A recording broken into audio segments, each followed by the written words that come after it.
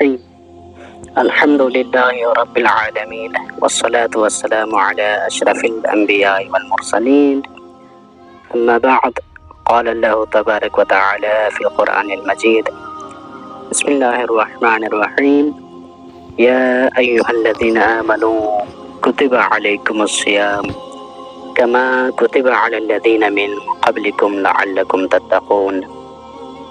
سامعین و ناظرین، السلام علیکم ورحمۃ اللہ وبرکاتہ۔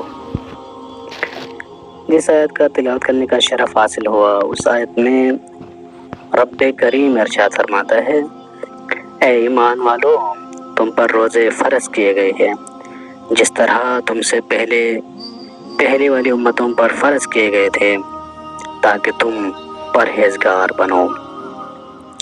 یقیناً ماہ رمضان مبارک میں رب کریم اپنے بندوں کو اپنے بارگاہ میں دعوت دیتا ہے، اور ہر سال اپنے نئے بندوں کو، یعنی جو نیو بالغ ہو رہے ان کو دعوت دیتا ہے اور اپنے بارگاہ میں داخلہ دیتا ہے۔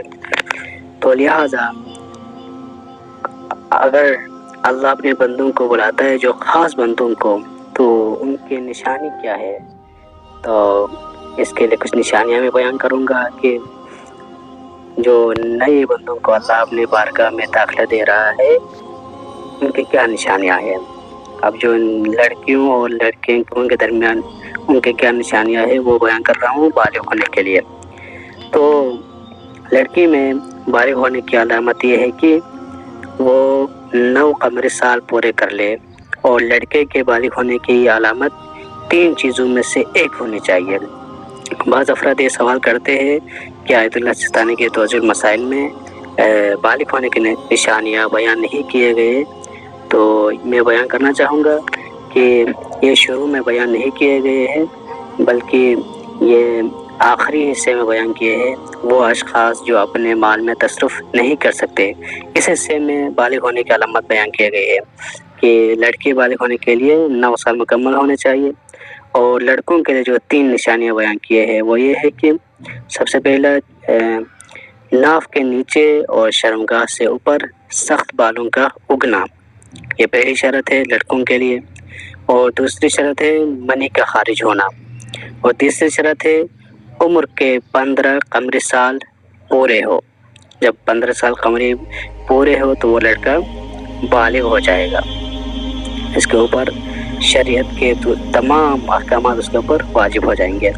اور یہاں پہ ایک مسئلہ بیان کیا گیا ہے، چہرے اور ہونٹوں کے اوپر سخت بالوں کا اگنا بعید نہیں کہ بلوغت کی علامت ہو، لیکن سینے پر اور بغل کے نیچے بالوں کا اگنا اور آواز کا باری ہو جانا اور ایسی ہی دوسری علامات بلوغت کی نشانیاں نہیں ہے۔ اس مسئلے میں بیان کیا گیا کہ چہرے پہ کیا ہے اور ہونٹوں پر بالوں کا اگنا بعید نہیں کہ بالغ ہونے کی علامت ہو، لیکن سینے پہ جو بال ہو جاتے یا بغل کے نیچے بال اگ جاتے یا آواز باری ہو جاتی ہے تو یہ علامات نہیں ہے۔ تو سامعین کرام، یہ 3 علامتیں ہیں۔ جب یہ 3 علامتیں موجود ہو تو وہ لڑکے اور لڑکیاں سمجھ لے کہ وہ بالغ ہو گئے ہیں اور وہ اللہ کے بارگاہ میں داخلہ لے سکتے ہیں، لہٰذا وہ اللہ کے بارگاہ کے سلیبس کو خرید لے، یعنی دین اسلام کو پڑھ لے اور دین اسلام کے احکامات کو اپنے اوپر لاگو کرے۔ اللہ نے آپ کے اوپر فرض کیا گیا ہے، جب انسان بالغ ہو جاتا ہے تو اس کے اوپر اللہ کی طرف سے 2 فرشتے مقرر ہوتے ہیں جنہیں کرامن کاتبین کہتے ہیں۔ وہ فرشتے لکھتے ہیں کہ یہ بندہ اللہ کی نافرمانی کرتا ہے یا نیکی انجام دیتا ہے، اور جتنے نیکی ذرہ برابر نیکی انجام دیتے ہیں وہ بھی لکھتے ہیں، اور 1 ذرہ برابر بھی برے کام کرتے ہیں وہ بھی لکھتے ہیں۔ لہٰذا جب سے بالغ ہو گئے تب سے یہی کوشش کرنی چاہیے کہ نیکیاں ہی انجام دے۔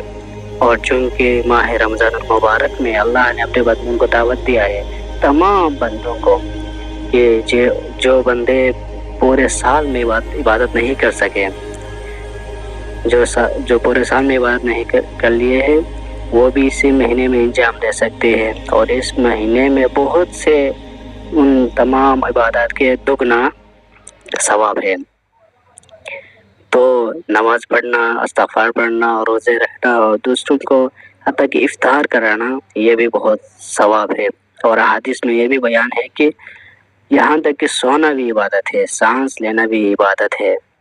تو اس مہینے میں اگر کہا جائے تو یہ مہینہ اللہ کی طرف سے ہمارے لیے ایک ٹیوشن سینٹر ہے، تو ہم امتحان کے لیے یہاں سے ہی تیاری کر سکتے ہیں، یا یہ کہ یہ ایک امتحان گاہ ہے۔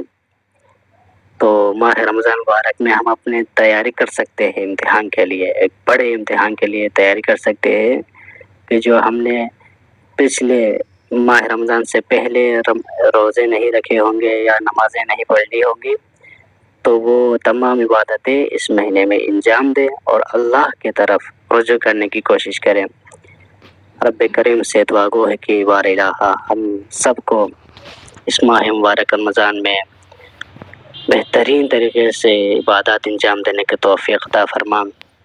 بار الہ ہم سب کے گناہان صغیرہ و کبیرہ کو اس ماہ مبارک رمضان کے وسیلے سے معاف فرما، اور ہم سب کے والدین کے گناہان صغیرہ و کبیرہ کو معاف فرما۔